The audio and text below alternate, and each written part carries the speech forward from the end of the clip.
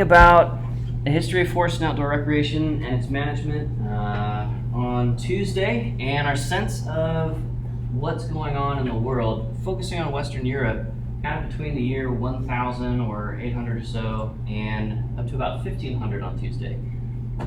So everything from kind of the Crusades, where recreation is generally like nightly tournaments and stuff like that to train people for war making. We saw that analog in a bunch of ancient cultures previously. Get this stuff out of the way. So there we go. All right, sorry about that. And kind of ended up talking about stuff like Robin Hood. So how the elites, how royalty in their power struggles carved out big stretches of wildlands for specifically getting after some exclusive kinds of forest and outdoor recreation that kind of the rest of us, the 90%ers, never really got even legal access to. So Robin Hood lived as an outlaw in Sherwood Forest, and those tales are much beloved by many generations. But starting in the 1500s, we start to see some real kind of technological advances, right? So this is when, this is the age of sail in the 14, 15, 1600s, when we start to see circumnavigation of the globe, starting to see international trade on a much bigger scale than in the hundreds of thousands of years of modern human species existence prior, or thousands of years, depending on your theology, right?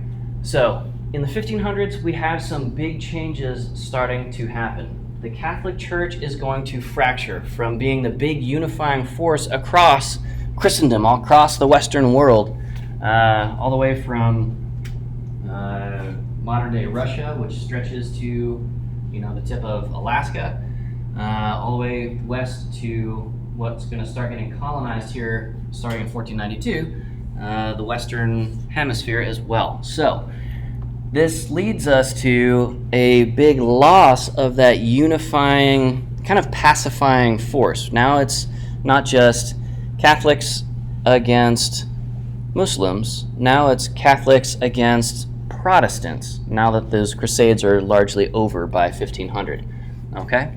So this all happens with this guy Martin Luther in 1517. He nails 95 Theses, which Martin Luther was a Catholic. This was an internal reform dispute, but it ended up splitting things like the Catholic Church as run by a whole bunch of Germanic princes, and in particular the English, with King Henry VIII splitting off from the Catholic Church and being like, you know what, thanks for being sort of the home of the faith. We're going to do this kind of our own flavored way. Mostly so Henry VIII can divorce his wives one after the other in search of a male heir. If you've seen the Broadway musical Six, you know all about that. More on that in your history classes. Around this time, cities are starting to get big enough that less than 90% of everybody is doing subsistence farming based out of hovels, kind of small villages and huts and houses. And trickling money, resources, food, produce, person power, horsepower upward through their landlord and up to a king or queen. We have the emergence of the merchant middle class. So we have families like the Medici family in the Mediterranean, who are,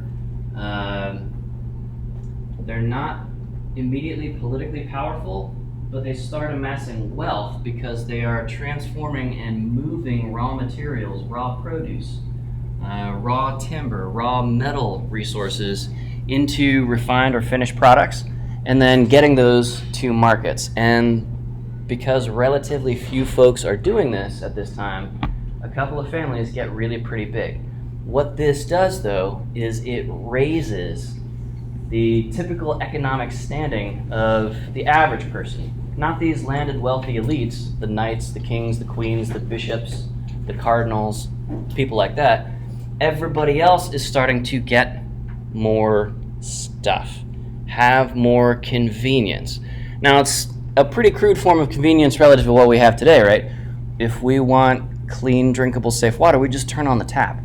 But those processes of getting towards being able to spend a bunch of time in leisure playing video games, going out to a nearby fishing hole, stuff like that, and transporting there not by foot or by horse, but by motor vehicle or even airplane, that all has its roots, really starts picking up speed in kind of the early to mid 1500s. So we're getting towards the Renaissance, we're getting towards the scientific revolution, we're getting toward cultural revolutions like the French Revolution in the 1700s, the American Revolution in the 1700s. This is changing how we think about the world. When the Catholic Church runs the whole story, the Catholic Church's position at that time is that the sun orbits the earth. Earth is the focus of God's creation, and therefore humans are not powerful enough to destroy that, to extinct species, to tame and conquer the wild places that we now view as recreational, but to somebody even 150 years ago, before the advent of flight, think about the Grand Canyon. It's a beautiful place, but it's also a huge pain in the ass if you're trying to get from A to B, from one side to the other, around the Grand Canyon. You can either go dangerously down and through, you can either go dangerously long and around. Like, it's just hard. It's just a lot of work. So, what this means is we're starting to see changes out of religion, out of urbanization, out of technological innovation that kind of feed on each other, kind of echo and reverberate back and forth. So, for example, the Puritans come to occupy kind of a hardline Protestant sense of the world. And Puritans were largely among the Caucasian Western European colonists coming into the New World.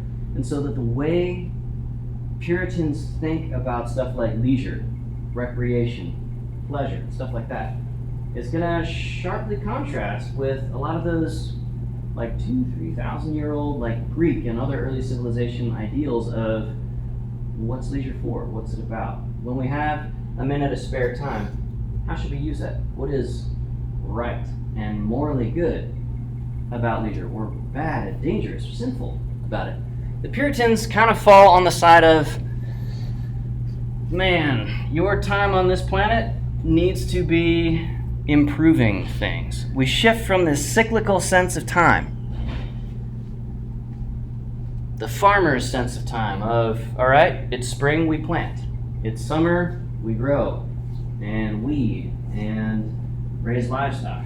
In the fall, we harvest. In the winter, we repair our gear and lay up supplies and stuff like that.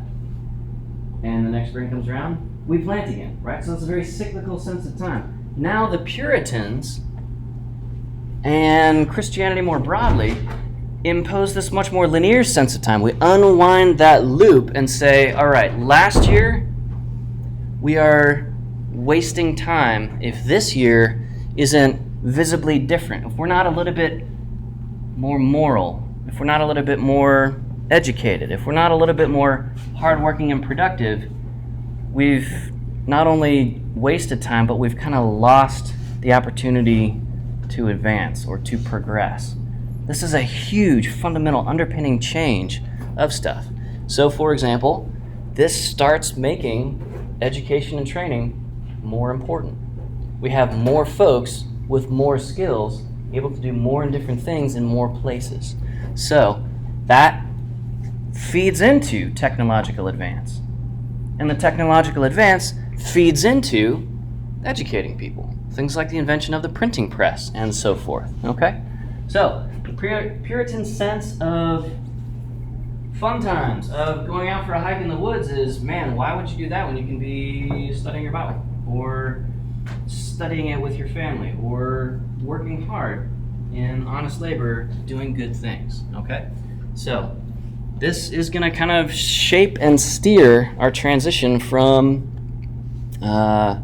this puritanical sense of things, kind of a hardline moral sense of the world, to where we are today. All right, so we're going from ancient Greece through Middle Ages Europe, through the Renaissance, through the French Revolution, the Industrial Revolution, the American Revolution, and so on. And it's a pretty clear process. Now, it takes a couple of thousand years for this to change. The rate of change is much faster now than it once was, but this is how things are going these days. Okay? So, in the 1500s, the 1600s, part of that technological advance is going to the military. And those military technological advances, even to this day, get drawn into forest and outdoor recreation, right? We use a lot of quick-dry fabrics. We use, in our first aid kits for backpacking, the same kind of tourniquets and Israeli bandages that were developed for field infantry warfare and so forth to help keep ourselves safe.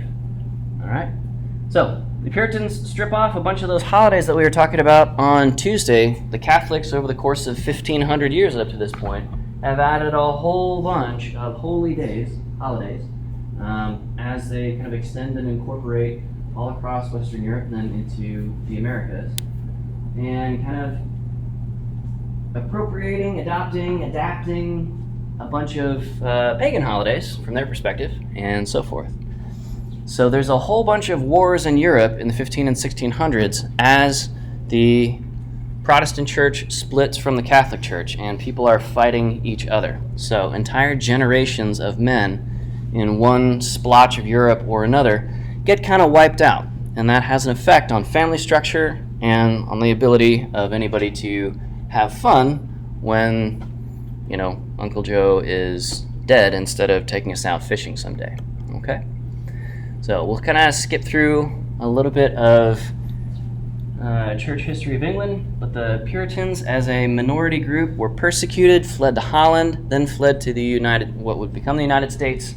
If you're familiar with Plymouth Rock, right, the Mayflower, this is that group, or some of that group that decided to make this push over to the New World. Okay, so we have a whole series of religious revivals. People understand their world in the 16 and early 1700s very intensely through kind of religious or spiritual lenses.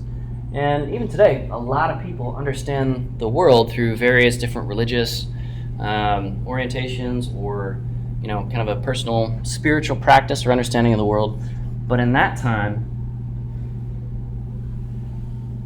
the worldview, the explanation of why things are the way they are, incorporated wild places as not just dangerous here in the New World as we're arriving on the East Coast and settling colonies and stuff like that, or if you're Spanish, coming in from Central America up through Texas and into places like southern Colorado. This is where the devil is. For those of you who grew up with a Christian background of any particular type or flavor, the Israelites in the Old Testament spent 40 years in the wilderness. And that was a bad thing. That was a punishment directly handed out from God for them so that they could learn their lesson for 40 years straight. We have a bunch of individual colonies separated by the big, dark, northeastern boreal forest at that time. And a whole bunch of sometimes friendly, sometimes, legitimately hostile Native Americans, First Nation folks, indigenous peoples, kind of resisting that expansion and spread. So this is a pretty scary place to go for a walk in the woods. And so a lot of people are not doing that. At the same time, they are continuously and rapidly sort of expanding the edge, moving back the perimeter of each of these settlements and villages and so forth. Okay?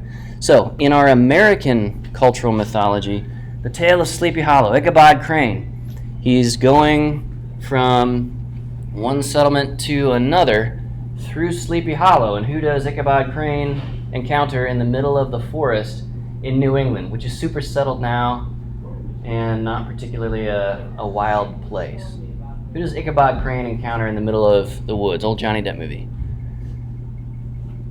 Anybody know? Headless Horseman? Yeah? Does that ring a bell? Headless Horseman? Okay. So the headless horseman is kind of a proxy for the devil, Satan.